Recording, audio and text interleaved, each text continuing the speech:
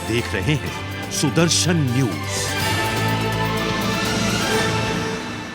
देश का सबसे एडवांस न्यूज ऐप अब आपके मोबाइल में, हर गांव, हर शहर को जोड़ता एकमात्र न्यूज नेटवर्क। सरकारी योजनाओं से लेकर हर समस्याओं का समाधान बस आपके एक क्लिक पर। सबसे एडवांस, सबसे सटीक जानकारी का खजाना, 24 घंटे लाइव टीवी, किसी भी खबर की लेटेस्ट अपडेट कहीं भी कभी भी, सभी राज्यों की अपनी भाषाओं का सबसे सुपरफास्ट ऐप सुदर्शन न्यूज अभी डाउनलोड करें और आप खुद बने प्रखर राष्ट्रवाद की बुलंद आवाज।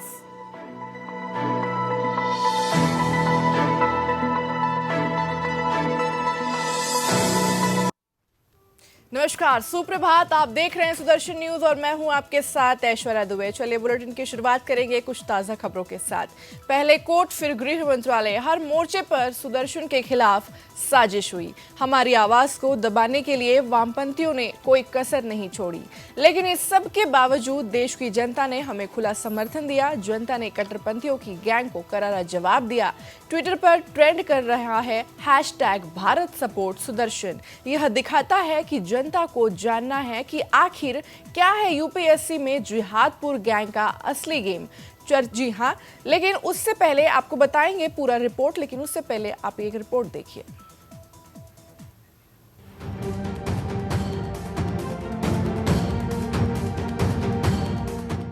सुदर्शन की आवाज रोकने के लिए भारत में बैठे विरोधियों से लेकर विदेशी कट्टरपंथियों ने कोई कोर कसर नहीं छोड़ी।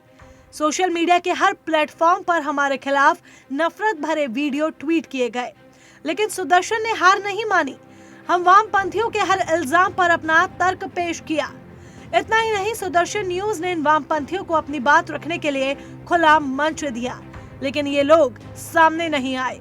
पीठ पीछे बात करने वाले ये जिहादपुर के लोग अपनी विचारधारा का मुखौटा देश की जनता को पहनाना चाह रहे थे।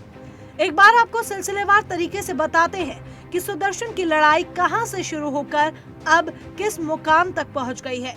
इन 14 दिन की पूरी क्रोनोलॉजी को समझिए। तारीख 25 अगस्त। सुदर्शन न्यूज ने यूपीएससी जिहाद पर महाअभियान का प्रोमो रिलीज किया। ये प्रोमो ट्विटर पर लाखों लोगों ने देखा। तारीख 27 अगस्त। यूपीएससी में मुसलमानों की घुसपैठ को लेकर हमारी मुहिम ट्विटर पर वायरल हो गई। प्रोमो को देख सबसे पहले आईएएस आईपीएस एसोसिएशन ने सुदर्शन न्यूज के खिलाफ विरोध करना शुरू किया। यहाँ से शुरू होती सुदर्शन न्यूज की आवाज दबाने की लड़ाई। तारीख 28 अगस्त। कट्टरपंथियों ने कोर्ट को गुमराह कर यूपीएससी जिहाद पर हमारे खास प्रोग्राम बिंदास बोल पर रोक लगवा दी। कोर्ट ने भी हमें 7 सितंबर तक का समय दिया और सुदर्शन न्यूज के प्रोग्राम पर स्टे लग गया। स्टे लगवाने के बाद भी कट्टरपंथियों की गैंग यही नहीं रुकती। तारीख 29 अगस्त। सुदर्शन न्यूज की स्वतंत्रता पर वार किया जाने लगा। हमारी आवाज को रोकने के प्रयास किए जाने लगे, लेकिन कट्टरपंथियों को देश की जनता ने करारा जवाब देना शुरू कर दिया। ट्विटर पर ट्रेंड हुआ #सुरेश चौहान के आगे बढ़ो। देश की जनता ने सुदर्शन को खुला समर्थन किया, हमारा हौसला बढ़ाया। तारीख 30 अगस्त। बोलने की आजादी पर वार कर इन कट्टरपंथियों ने सुदर्शन न्यूज पर आर्थिक अटैक किया। #Stop funding hate. पूरा प्लान तैयार किया गया कि कैसे सुदर्शन न्यूज की आर्थिक कमर तोड़ी जाए। इस षड्यंत्र का भी सुरेश चौहान के जी ने पर्दाफाश कर दिया। सुदर्शन न्यूज ने तथ्यों के साथ बताया कि कैसे विदेश में बैठे कट्टरपंथी पैसों को हेरफेर कर रहे हैं। तारीख 1 सितंबर। हमारे इस मुहिम का समर्थन करते हुए मानुषी की फाउंडर मधु किश्वर ने पीएम को एक चिट्ठी लिखी। ये चिट्ठी सिविल सेवा परीक्षा में जकात फाउंडेशन के जरिए मुसलमानों की घुसपैठ को उजागर करती है। तारीख 2 सितंबर। हमारी मुहिम के खिलाफ 91 पूर्व आईएएस आईपीएस को मिलाकर 1700 लोगों ने गृह मंत्रालय और सूचना प्रसारण मंत्रालय को पत्र लिख सुदर्शन के खिलाफ सख्त कार्रवाई करने की मांग उठाई। एक तरह ये पूर्व आईपीएस आईएएस के अफसरों का समूह था, जो वहीं दूसरी तरफ अवार्ड वापसी गैंग भी एकजुट हो गया और सुदर्शन न्यूज के प्रधान संपादक सुरेश चौहान की गिरफ्तारी की मांग करने लगा। विरोधियों की टोली हमारे खिलाफ एक के बाद एक साजिश रच रही थी। लेकिन देश की जनता को समझ आने लगा कि सुदर्शन वही करेगा जो राष्ट्र हित के लिए होगा। देश की जनता को जानना है कि आखिर यूपीएससी जिहाद का सच क्या है। तारीख 6 सितंबर।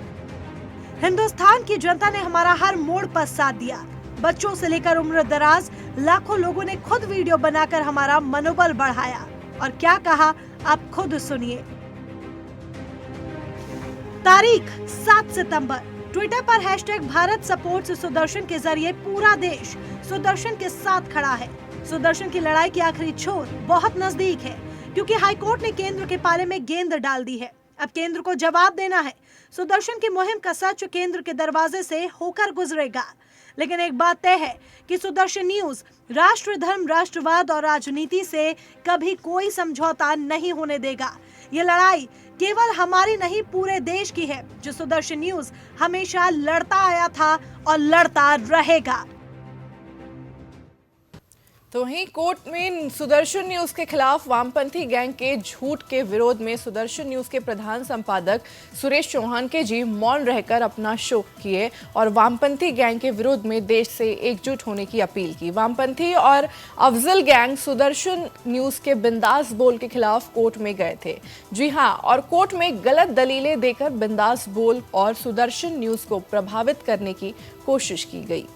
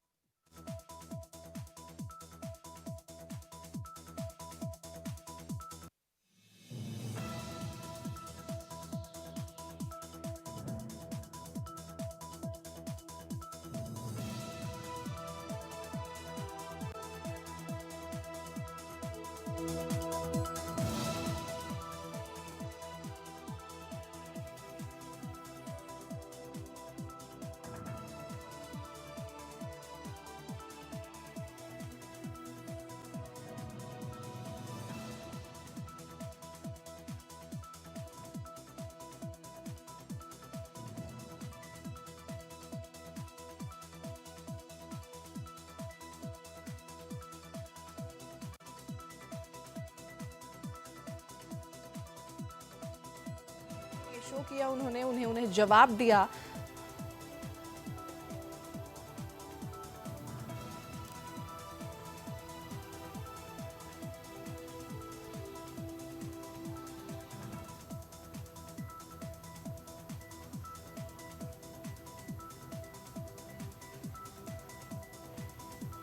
तो आपको बता दें कि 91 नौकरशाहियों ने पीएम को भी यहाँ चिट्ठी लिखी। अवार्ड वापसी गैंग के 1700 लोगों ने सुदर्शन के खिलाफ गृह मंत्रालय को चिट्ठी लिखी है। तो आप देख रहे हैं कि विश्व में पहली बार ऐसा एक शो किया गया जो पूरा 1 घंटे का शो मौन रहकर किया गया है।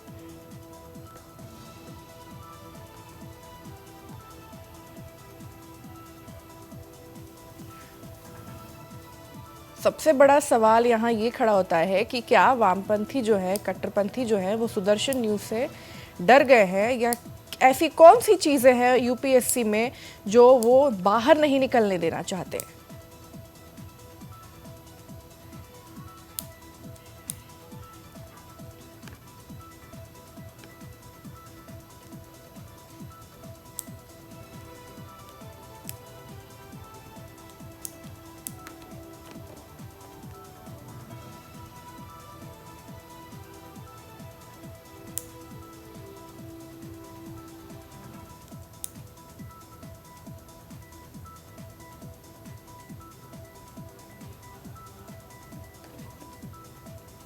तो अब आपको सुनाते हैं कि कैसे महाराष्ट्र के पूर्व डिप्टी कमिश्नर अब्दुल रफू खुलेआम ये बात बोल रहे हैं कि महाराष्ट्र कर्मचारी चयन आयोग में मुसलमानों की एंट्री होनी चाहिए, वहां मुसलमान होंगे तो भविष्य में हमें इससे कई फायदे होंगे। एक बार आप भी सुनिए।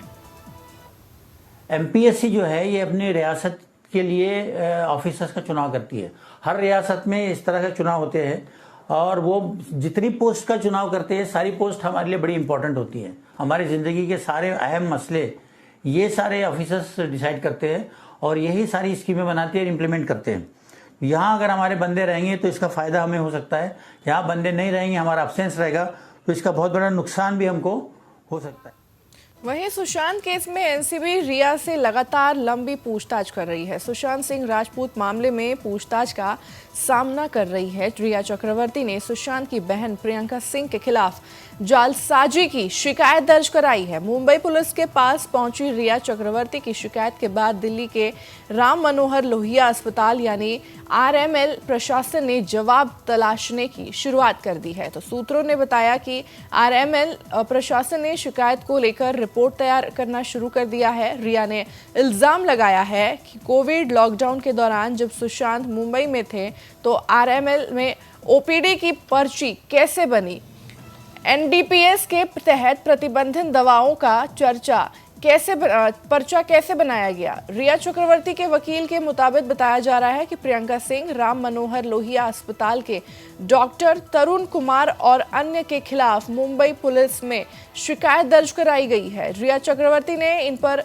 जालसाजी, एनडीपीएस एक्ट और टेली मेडिसिन प्रोटेक्ट गाइडलाइंस के तहत 2020 के उल्लंघन के खिलाफ शिकायत दर्ज कराई है। रिया चक्रवर्ती के वकील सतीश मानशिंदे ने सोमवार को बताया कि 8 जून 2020 को सुशांत सिंह राजपूत को ओपीडी मरीज की तहत दिखाते हुए उन्हें एनडीपीएस एक्ट में आइटम 36 और 37 के तौर पर लिस्ट दवाइयां वहां पे प्रिस्क्राइब दी गई थी।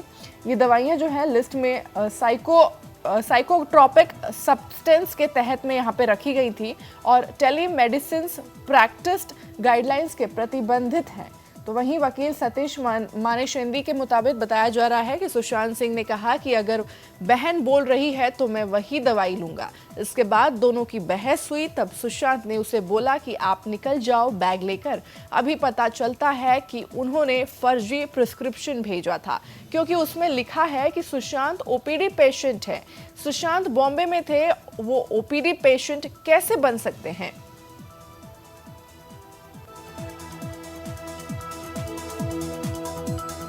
वहीं सुशांत सिंह राजपूत मामले में एक्ट्रेस रिया चक्रवर्ती की गिरफ्तारी कल फिर टल गई। नारकोटिक्स कंट्रोल ब्यूरो की टीम ने पूछताछ के लिए फिर रिया को समन भेजा है। वहीं मुंबई पुलिस की उस टीम को अलर्ट कर दिया गया है जो रिया को एक्सकॉर्ट करके ले जाती है। रिया के साथ हुई कुछ बदतमीजी और आज जो कल उनके साथ जो पूछताछ हुई थी सुबह 9:30 बजे से जो शुरू हुई थी, उसके बाद से दूसरे दिन भी उनसे बता दें कि करीबन 8 घंटे की पूछताछ चली, जबकि रविवार को 6 घंटे सवाल जवाब का सिलसिला चला था।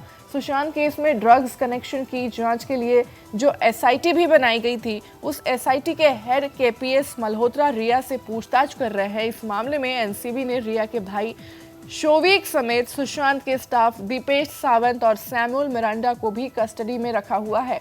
वहीं सूत्रों के मुताबिक बता दें कि पूछताछ पूरी तरह खत्म होने के बाद ही रिया की गिरफ्तारी होगी। एनसीबी ने रिया के मामले को कैसे हैंडल करे इसके बारे में मीटिंग की है। मीटिंग में फैसला किया गया है कि अब रिया के टच में रहे सभी ड्रग पैडलर्स की लिस्ट तैयार की जाएगी। एनसीबी रिया के दोस्तों के बारे में जानकारी इकट्ठा करेगी, साथ ही सुशांत सिंह राजपूत और शोविक चक्रवर्ती के दोस्तों के बारे में भी जानकारी निकाली जाएगी। वहीं एनसीबी की रफ्तार और उनका एक्शन जो है देश अब लगातार देख रहा है। एनसीबी लगातार ताबड़तोड़ छापेमारी कर रही है। आपको बता दें कि अब तक एनसीबी की कस्टडी में कौन-कौन है। शौविक चक्रवर्ती, रिया का भाई सैमुअल मिरांडा, सुशांत का house manager Zaid Vilatra, drugs peddler जिसका चैट में जिक्र है, वहीं बासित परिहार ड्रग्स पैडलर है ये भी, दीपेश सावंत सुशांत का पूर्व हाउस स्टाफ।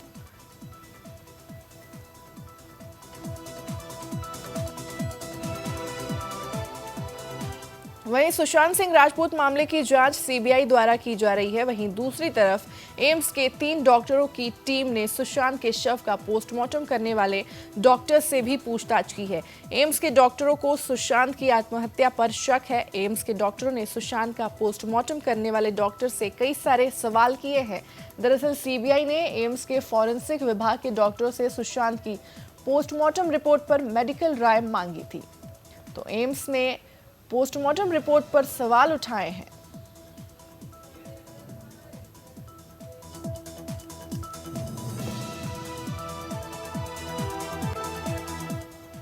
वहीं बात करें बिहार की, तो बिहार विधानसभा चुनाव का पारा हाई हो चुका है। सभी राजनीतिक दल चुनाव प्रचार प्रसार में जुट गए हैं।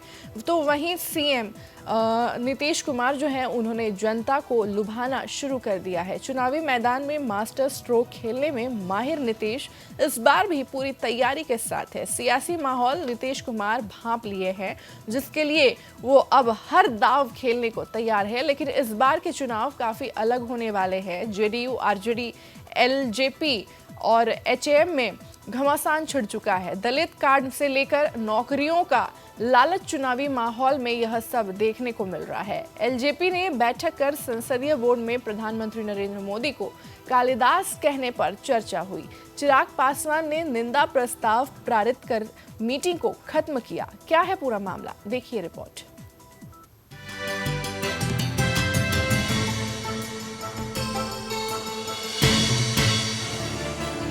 बिहार में विधानसभा चुनाव की तैयारियां जोरों शोरों से चल रही हैं और बिहार में चुनाव से पहले माहौल बदलना नेताओं को सीएम नीतीश कुमार से सीखना चाहिए।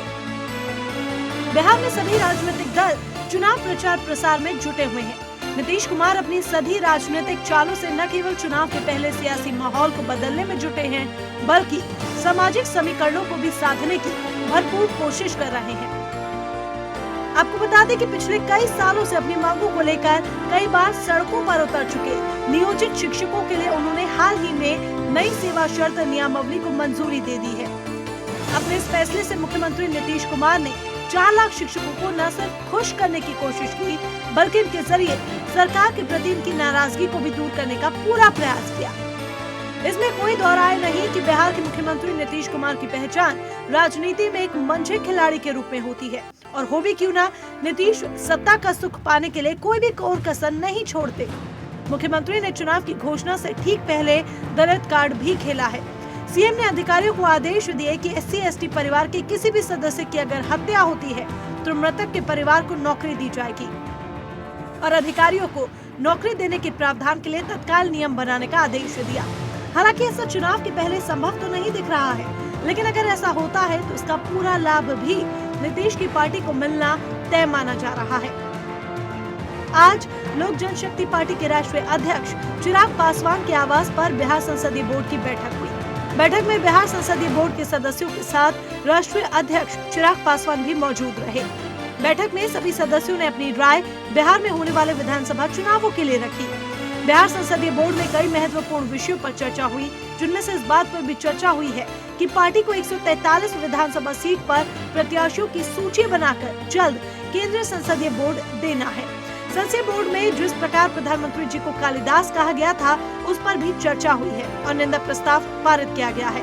बिहार चुनाव में गठबंधन में क्या तय होता है, ये सभी फैसले लोजपा के राष्ट्रीय अध्यक्ष को ही तय करना है। ये प्रस्ताव भी आज की बैठक में ही पास हुआ है।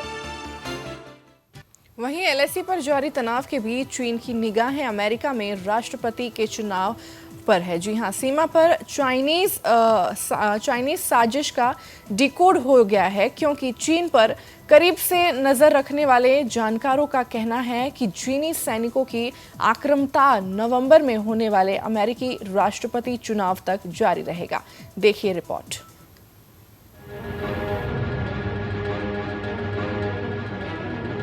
LAC पर चाइनीज चाल डिकोड।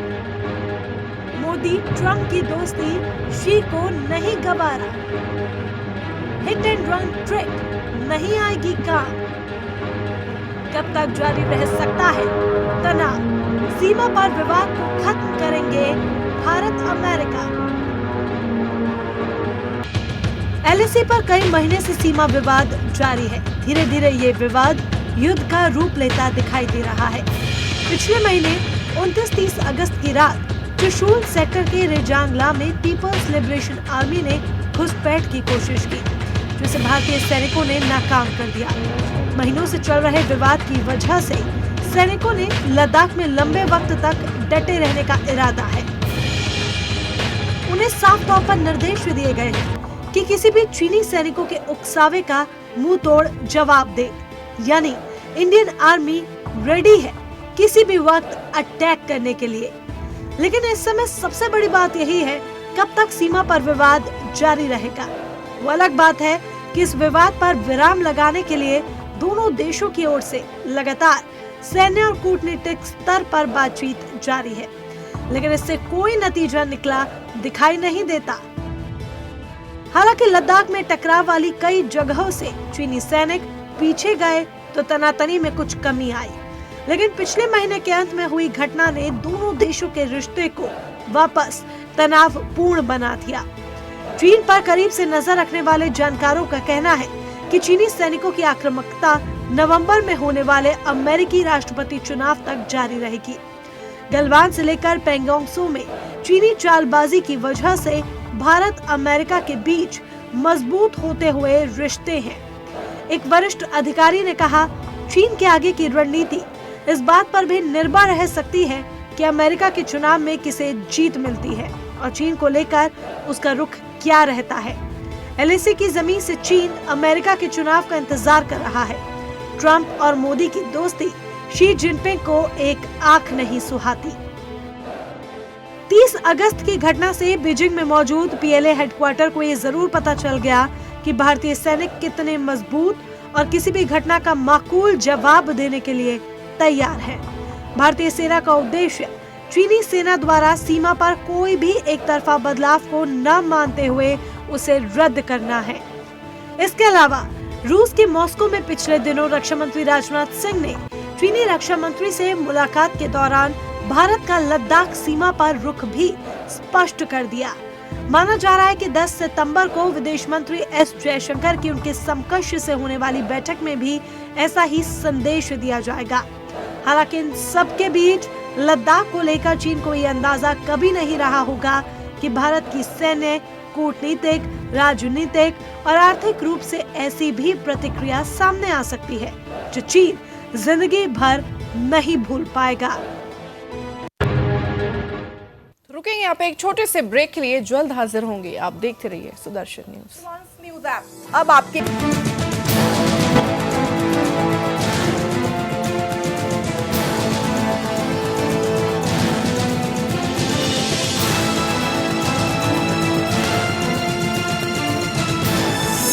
आप देख रहे हैं सुदर्शन न्यूज।